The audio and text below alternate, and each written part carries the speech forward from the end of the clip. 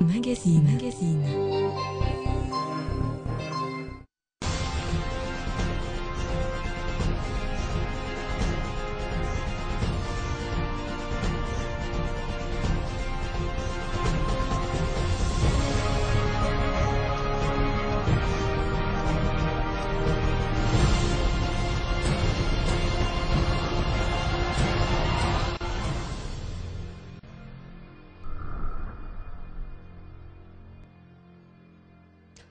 Merci de votre fidélité.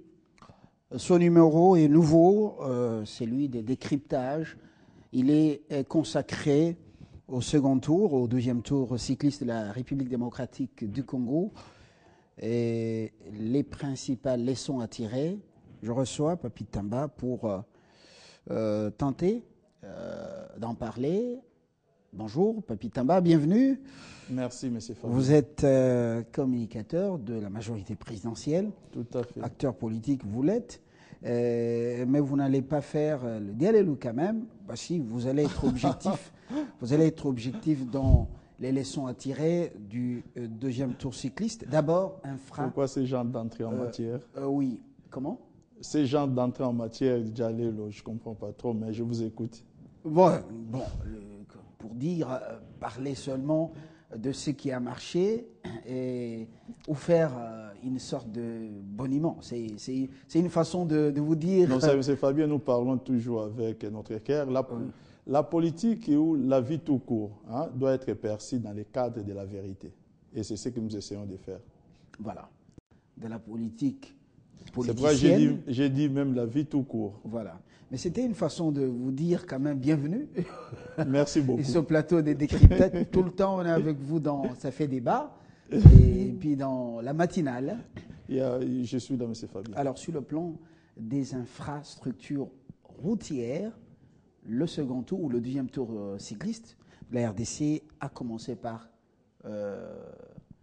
Kolwezi, si j'ai bonne mémoire. Oui, voilà. Et la presse occidentale est venue, elle a vraiment salué l'organisation, à part quelques failles.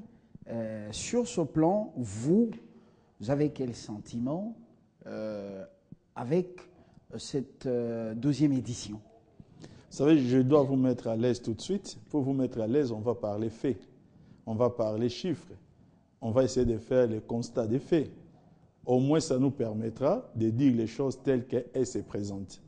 Vous savez, M. Fabien, notre pays aujourd'hui des chemins vers son émergence. Nous venons de très loin. La question qu'il faudrait se poser, un pays vaste comme la RDC, avec une superficie de plus de 2 345 000 km², 400 même, 416 exactement. Excusez-moi. Mais nous avons hérité un pays avec 20 700 km de routes nationales, 20 200 km de routes régionales prioritaires et à peine 2600 km de routes bitumées. Toutes ces routes-là, en 1997, c'est-à-dire à l'avènement du kabylisme, parlons des choses comme telles, étaient dans un état lamentable et donc impossible d'organiser un tour cycliste. Les faits aujourd'hui démontrent clairement que ce n'était pas en 1997 qu'on pouvait le faire, ni même en 2001, encore moins en 2006. Il aurait fallu, nous puissions attendre l'impulsion des 5 chantiers, connaître un débit de réalisation et commencer dans la matérialité pour qu'aujourd'hui, M. Fabien, que nous puissions parler d'un tour cycliste en RDC. Maintenant, ce n'est que la deuxième édition. Donc, ce qui voudrait dire que nous devons reconnaître qu'il y a encore beaucoup d'efforts à faire, mais c'est au moins déjà la preuve que les choses commencent à fonctionner et à marcher. Et sincèrement, je dirais toutes mes félicitations aux chefs de l'État, mais aussi aux organisateurs de ces tours cyclistes qui veulent montrer à la face du monde que notre pays a une autre image. Excusez-moi, vous avez compris, c'est la saison sèche, le petit coup de froid. Le tour, parti de Kolwezi jusque dans l'ouest de notre pays, beaucoup de routes, et puis les routes en bon état. Est-ce que, en termes de prévision, est-ce que c'est possible, est-ce que ça sera possible que à la 3e édition, au lieu qu'on transporte les cyclistes et toute la logistique par avion pour les amener, par exemple, à Kinshasa, après Lubumbashi, est-ce que ce sera possible qu'ils quittent Lubumbashi vers Kinshasa en passant par le deux Kasaï et le Bandundu? Au moins, c'est les rêves. C'est les rêves déjà de tout Congolais. Vous savez, je vous ai dit que c'est la 2e édition. Alors moi, je pense qu'aujourd'hui, c'est là que je vais demander un peu un mariage. Un mariage entre le gouvernement de la République et les organisateurs de ces tours cyclistes pour que nous puissions connaître l'état d'avancement de nos infrastructures en rapport aussi chaque année, que ça puisse devenir un élément déterminant pour voir que les tours cyclistes de 2014 et plutôt de 2015 devraient être, bien entendu, mieux organisés par rapport aux tours cyclistes de 2015, dans la mesure où nous pourrions démontrer qu'en 2014, tel tronçon n'a pas pu l'emprunter, parce qu'il n'y avait pas de route, il fallait prendre un avion, et que, bon, il y a quelques kilomètres qu'on peut franchir en 2015. Ça veut dire que ça devient un indicateur qui pourra démontrer comment est-ce que nous évoluons aussi avec la construction de nos infrastructures, parce que notre pays est vaste. Ce qui est clair, ne nous voilons pas la face. Parler de la construction des infrastructures, c'est encore quelque chose à inscrire dans le cadre du temps. Et dans ce temps-là, ça nous permettra d'aller aussi dans le sens de l'amélioration. Ce qui m'intéresse ici, M. Fabien, c'est qu'aujourd'hui, nous ne sommes plus dans les discours. Nous ne sommes plus dans des discours. C'est bien beau de dire que le chef de l'État a construit. C'est bien beau de dire que le pays se modernise. Je pense que c'est mieux de les voir à travers le cyclisme pour montrer que cela est possible dans notre pays aujourd'hui, d'emprunter des tronçons qui hier qui étaient impraticables, mais avec, non pas avec une voiture, non pas avec, on va dire, non, vous prenez des Jeep 4x4, non, même pas avec des motos, mais avec des vélos. Les vélos et les moyens de transport, M. Fabien, je pense qu'il devrait être, qui a besoin beaucoup plus de routes praticables que d'autres moyens de transport, dans la mesure où les vélos n'ont pas de moteur. Quand ils circulent, ils doivent pédaler. Et pour pédaler, il ne faut pas escaler trop de trous. Donc ça montre clairement que les choses sont en train d'avancer dans notre pays. Donc c'est les liens ici, je pense, de faire appel à l'autorité, de faire aussi l'appel aux organisateurs, de travailler ensemble pour que l'image de notre pays, pour nous qui avons vécu à l'étranger, soit de plus en plus vendue. Oui, effectivement, vous parlez de la visibilité du Congo-Kinshasa. Plusieurs cyclistes viennent de l'Afrique et du monde. À ce niveau, quel est le vrai message que nous transmettons au monde après toutes ces années de guerre? Le message sur le plan de la sécurité, sur le plan du tourisme et sur le plan justement du sérieux qui a toujours caractérisé un peu ce pays depuis des temps immémoriaux. Je crois que je vais prendre les problèmes sous 3 tableaux différents. Avant même de parler de l'aspect sécuritaire et aussi de l'aspect de l'image, les premiers tableaux que je pourrais aborder ici, M. Fabien, c'est un peu en termes de ce que cela pourra apporter comme rayonnement au niveau de la région. Notre pays a 9 voisins. J'avais 9 voisins, 9 frontières. Donc 9 pays frontaliers.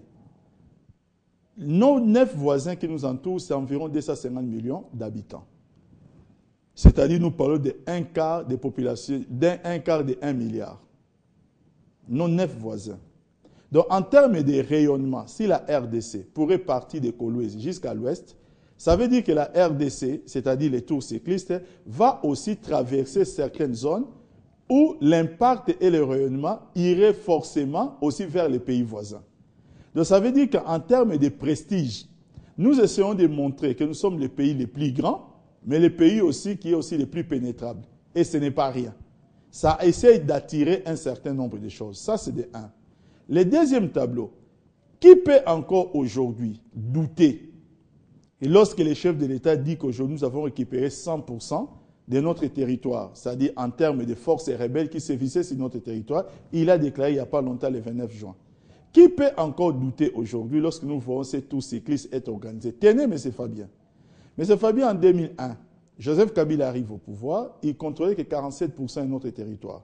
Ce qui voudrait dire que pour quitter Kinshasa et aller à Goma, même par avion, il fallait passer par Nairobi. Pour aller en Mbandaka, il fallait passer par la République centrafricaine. Donc, ce qui voudrait montrer tout simplement que les pays étaient complètement déchirés. Mais aujourd'hui, nous faisons le tour de l'Est à l'Ouest par vélo pour montrer à la face du monde que nous pourrions être, il n'y avait pas l'armée qui l'a accompagné, il y avait les services de police que je dois aussi saluer par là le professionnalisme des services de police. Lorsque le Premier ministre Matata, déjà à partir de Kolwezi, avait donné le go, ils ont été accompagnés par les services de police jusque là où ils ont fini. Voilà au moins l'essence du succès que nous devons essayer de mettre en avant. Et moi, personnellement, en tant que Congolais, quelqu'un qui aime son pays, je me trouve dans une position où je pense que nous devons encourager de telles initiatives parce qu'en termes de visibilité, ça dépasse la force des mots.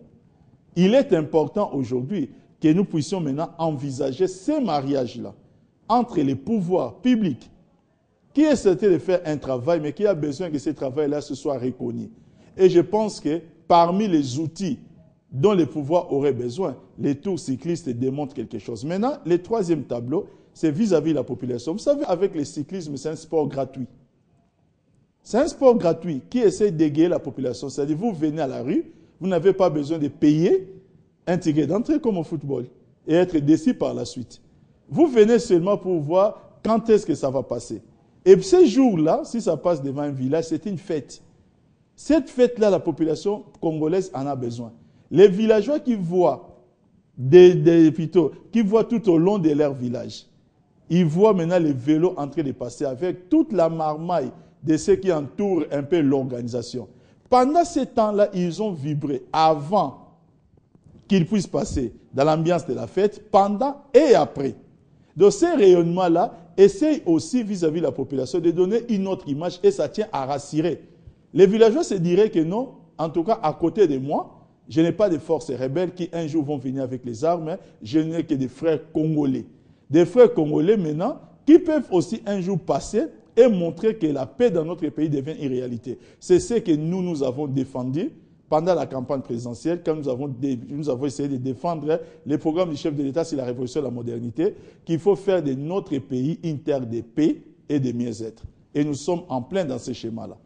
Lui-même a battu campagne, vous l'avez vu au Forum Moulin.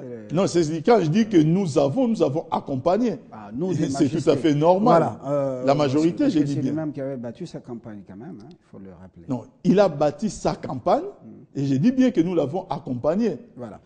N'essayez pas de créer des polémiques là-dessus. Toujours en termes de visibilité, bon, c'était une petite parenthèse. En termes de visibilité du Congo-Kinshasa, vous le savez, les capitaux ont horreur de la Kalachnikov et surtout les touristes ont également horreur des mauvaises nouvelles sur un territoire, sur un environnement qui est concerné. À ce niveau, quel est le plus grand message que le Congo vient d'envoyer au monde à travers cette deuxième édition du Tour cycliste? D'abord, M. Fabien, je ne sais pas si c'est un hasard de calendrier, mais je pense que plusieurs événements se sont succédés qui ne peuvent qu'émerveiller mon cœur. D'abord, les discours du chef de l'État, le 29 juin, où il déclare solennellement que nous venons de très loin, 47% du territoire sous contrôle pour passer à 100%. Nous avons nos forces armées qui ont défilé, montré quand même qu'ils peuvent sécuriser aujourd'hui nos frontières, au moins rassurer la population. Et troisièmement, les tours cyclistes, dans la même période, qui s'organisent et qui essayent encore d'égayer la population pour dire qu'en tout cas, ça nous rassure de savoir qu'à gauche, à droite, au nord et au sud, nous n'avons que des frères congolais qui viennent avec l'esprit et la paix, non pas avec la force de Kalachnikov. Là, maintenant, on ne parle plus que des capitales, on parle maintenant de l'ensemble du pays. Cette image-là, sur le plan économique, cela a le mérite d'attirer les investisseurs. Ça montre que c'est un nouveau visage de la République démocratique du Congo.